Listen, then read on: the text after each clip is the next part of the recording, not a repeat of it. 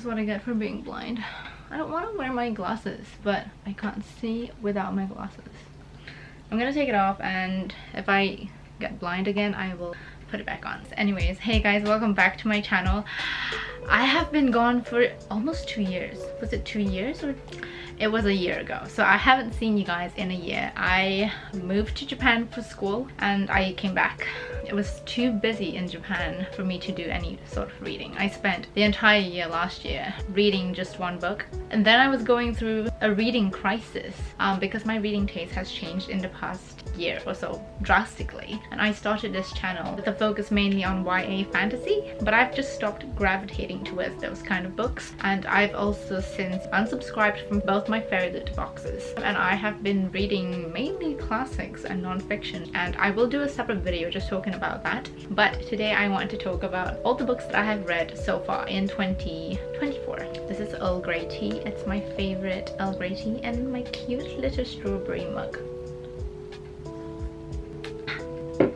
Before we get started, I want to show you the books that I'm currently reading. Right now I am focusing mainly on Anna Karenina by Leo Tolstoy. This is the amazing Pen Macmillan edition. I've taken out the dust jacket. I love Anna Karenina so much. I am currently, I think, 100-ish pages through, 200 pages through, and I'm loving it. I am devouring this book. This is the modern translation, which is the translation that I first read War and Peace in. I also have the Pravina Bolokonsky's edition. I am planning to read that one as a reread of Anna Karenina, and this is my main read right now, along with, I'm gonna show you my Kobo. I have decorated it. It looks so cute. Stephen King's It. I love it. It's my first Stephen King. I am 50-ish pages through and I absolutely love it. The first book that I read this year, it was a SpongeBob graphic novel called Drive Thru by Erica David. I just wanted an easy read to start off the year, so that was what I read. The second book I read was Dopamine Nation. I did not like this book. I think I rated it a 1 star. I do not recommend it. It's not good. It has lots of theories and hypotheses that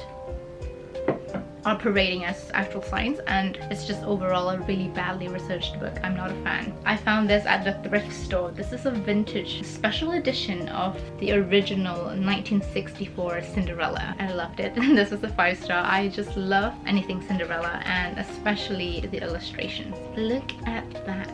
I just love the ball gowns. So the next book I read, this one was on my live TBR and I've wanted to read it for a long time now. This is Eat, Pray, Love by Elizabeth Gilbert. There's a movie about it starring Julia Roberts, and so I've always wanted to read it. It's been on my list for ages. I read it. I gave it a 3 stars.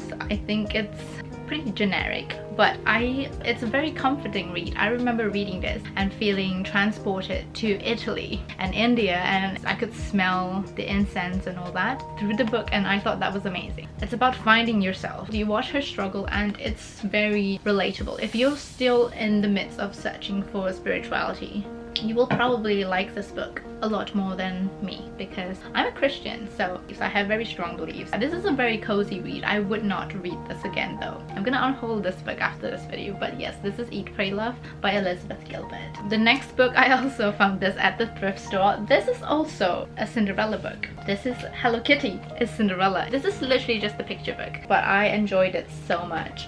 This was the best. Look how pretty she is. Now the next book I read, this is a Japanese book. Konna kanji desu. This is what it looks like on the inside. This is called 女子力アップ Kira Kira Happy Stories. So this is a collection of short stories about how to increase your womanly charms. At the end of each story you can make a choice, and then you learn about the tips on how to increase your femininity, your womanly charms. I did enjoy it. So if you are trying to improve your language skills, I wouldn't recommend you trying to dive into Haruki Murakami right in the beginning. Reading that in Japanese will probably be really difficult. So I recommend something like this if you're trying to learn Japanese. The next book is my worst read of this year. Oh, this is my phone cover. Little rabbits with tulips. I hate this book. I don't have it with me because I sold it, and I feel sorry for the person who bought it. It was a boy. He bought this book and I'm so sorry that he has to read this. This is the Da Vinci Code by Dan Brown. If I could rate this 0 stars, I would. It is the worst book I've ever read in a long time. It has everything wrong. It was insulting and mocking to Christianity. I did not like it. Every single thing that was in this book were lies being told as truth, as the hidden truth. It takes you round and round and round, and it doesn't get anywhere. The point is just there. It's pointless. I understand having different reading tastes, but if you like this book, I will judge you. The next book I read was the book that I spent the entire year last year reading, and then I finished it this year. It is The Brothers Karamazov by Fyodor Dostoevsky. This was 5-star. The first 500 pages of this was very slow. It took me a while to get into it, but this was great. This is just a deep dive into the human condition. If you're interested in psychology, you are gonna love this book. And if you're interested in Christianity, Dostoevsky is a huge, devout Christian, I think, and you can tell through his writing. The most beautiful part about this book is Dostoevsky's ability to describe madness in humans. There were so many moments in this book where I was scared of his writing. You realize how scary humans can be, how monstrous we are. It's amazing. I can't wait to read Crime and Punishments. The next book that we have, this is Never Let Me Go by Kazuo Ishiguro. I've heard a lot of things about Ishiguro's book, so I picked up Never Let Me Go, and I did not like this as much, but I do like his writing style. I just didn't like the actual story of this book. It surprised me quite a bit. You follow kids in an orphanage, and that's all I'm gonna say about it. I went into this knowing nothing. Almost every single page of this book from the start until the end, it has the word sex in it. The word sex is just being overused in this book. It took me out of the story because I'll be reading and then I'll read the word sex on every single page, and it threw me off a little bit, and I did not like the ending as much. It was a disappointment for me. Yeah, I didn't love it. I liked it enough to want to read more of his works again. I think I will like Clara and the Sun a lot more because I read the premise of that, and I am quite interested in artificial intelligence. Not the biggest fan of Never Let Me Go. The next one, oh my goodness, this is a 5-star read for me. This is The Bell Jar by Sylvia Plath. Oh my goodness, guys.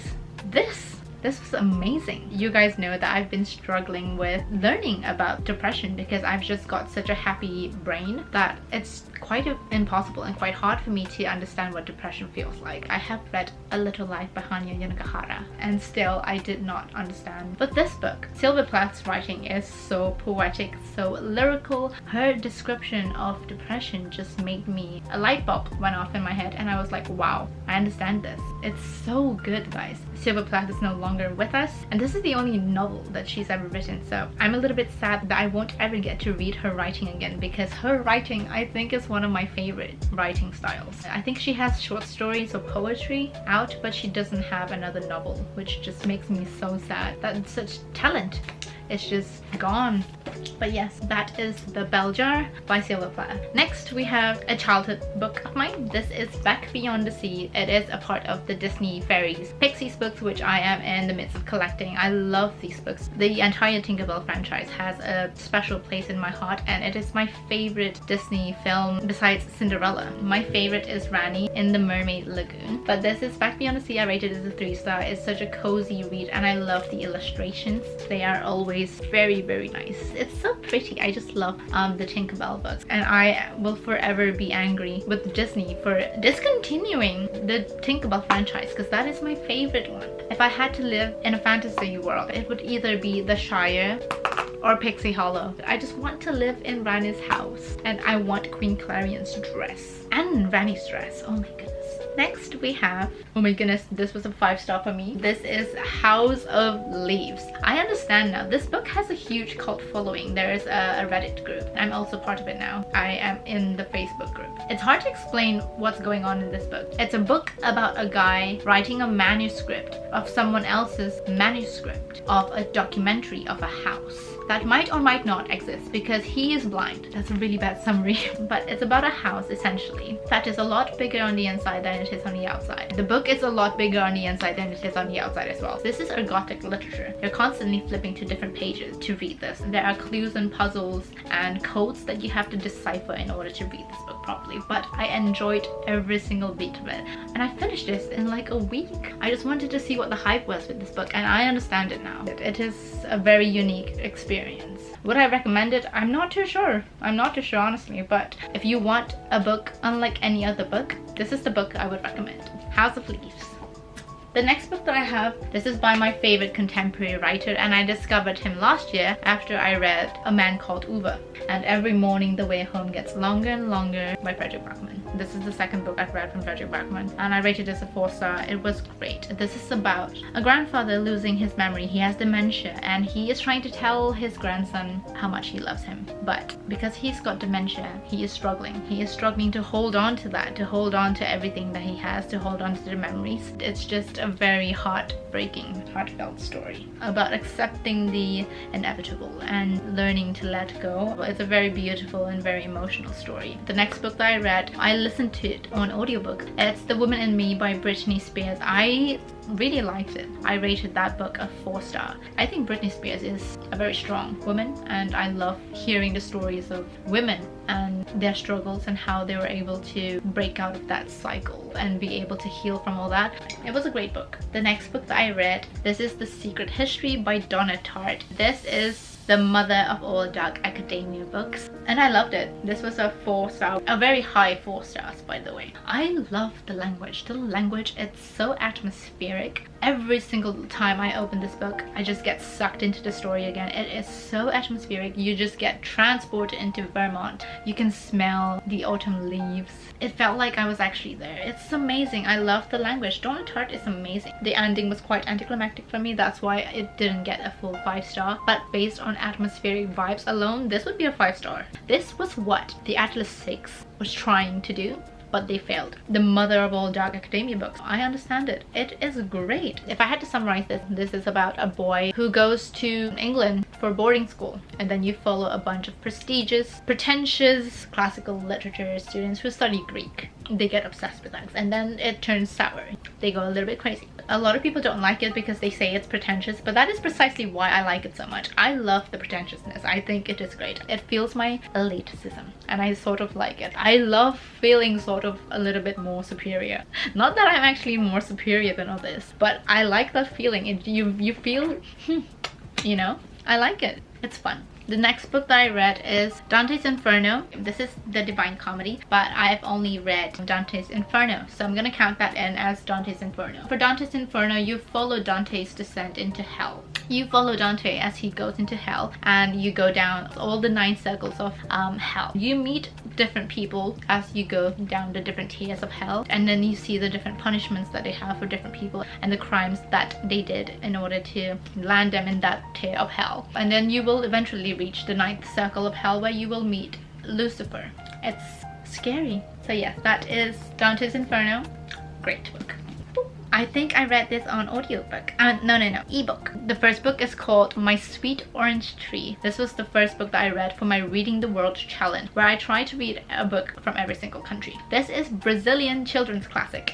Oh my goodness, I cried so hard reading this book. This was wow. This was sadder than the saddest book in the world, aka The Little Life Behind Yurugahara. This book is about a child. He is just naughty because he is a child, but basically a pure soul, and he goes through all this suffering and pain, undeserved suffering and pain, and comes out at the end still being the pure soul that, oh my goodness, just read the book.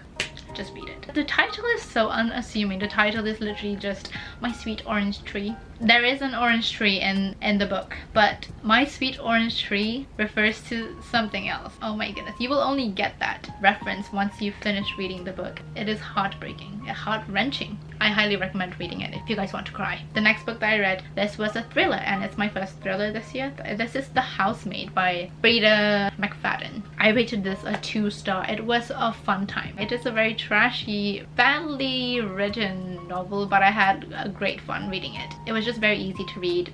It's like a, what did you call it? It's like scrolling on TikTok, you know, like a brain rot book. But it was fun. Yeah, it was nice. It was a nice break from all the other books that I was reading. The next book, I read it on audiobook. This was my first dive into the Percy Jackson Rick Riordan world. This was The Lightning Thief, which is the first book in the Percy Jackson series. I liked it, but I didn't like it as much as I thought I would. Maybe it's a little bit too juvenile for me now, but I did enjoy it. I enjoyed the audiobook. It was quite good, but I felt like I could have read something else. I won't be continuing the Percy Jackson series, even though I enjoyed this book. I've just got other books that I want to read more. Oh my goodness, this is the last book, and it is Of Mice and Men by John Steinbeck. Ooh, I can't wait to read more of his works now. I am looking at East of Eden and Grapes of Wrath. Yes, I like him, and this story, ouch. That's all I can say. If I had to describe this book in one word, ouch. Like ouch in my heart. I know what makes me cry now. After reading all these sad books, I know what triggers me now. It's when pure beings, just like the embodiment of a pure soul, gets crushed undeservingly. That gets me. That gets me more than depression and abuse and rape. Yeah, just, it's a great book. Of Mice and Men. Again, a very unassuming title, but I'm sorry, I'm like the worst book reviewer ever, but I don't want to spoil anything for you guys. But yes, this follows two friends, George and Lenny, as they navigate their lives. They have big dreams, innocent, wholesome dreams of wanting to live a great, beautiful life with rabbits, you know, on a farm, on the land to call their own. But the world is a cruel, cruel place. That's all I will say. It is a cruel place. It's a cruel place that we live in. We do not deserve good things.